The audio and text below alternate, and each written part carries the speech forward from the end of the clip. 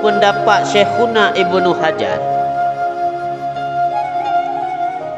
Legoknya berpendapat yang lahir urang yang tinggal sembahyang ge sengaja.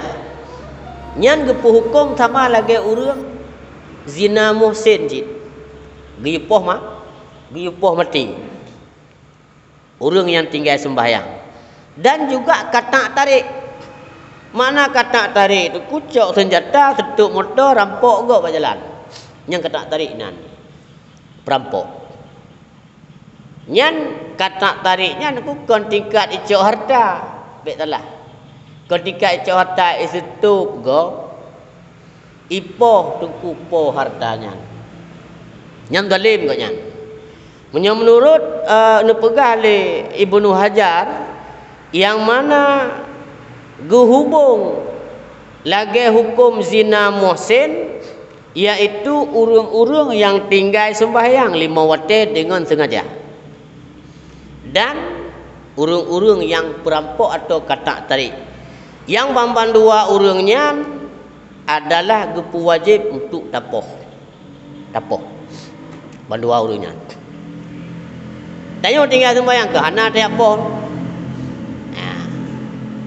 Nanti nanti cik ke yudak yang gipoh mati. Urang yang tinggal sembahyang. Karena gepu hukum nunggu urang tinggal sembahyangnya berat tak sama lagi. Karena orang tinggal sembahyang kan dia tegah.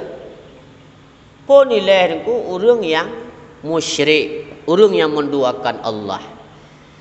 Yang antara lemboi dua dengan lemboi leh itu nya nak bak taboh-taboh tempat tak baca awal dina. Bak taboh-taboh tempat tak baca awal mutulih orang tinggal sembahyang ku desa rayu.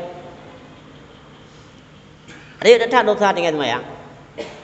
Bek tabut lagi tanya na dengan tabi-tabi na tabut. Yang hana ke ibadat, yang hana ke sembahyang. Bak dalam sedekah galak tu. Bak tajak buat galak yang hana sembahyang. Padahal sembahyang 5 minit yang pandai trik-trik. Ladum lu sembahyang telah utang. Pruh laju gadoh laju tak kau deh Honda. Hana pun dah bertombong dah dengan Allah Taala tu. Apa itu?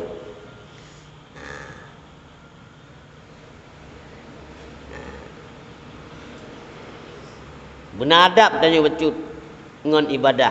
Artinya batang ibadah benar adab tanya dengan Allah. Baik hana muslawut pi kagadoh tu.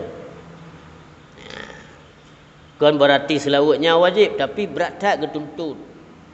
Walaupun kon wajib karena tergolong dalam adab.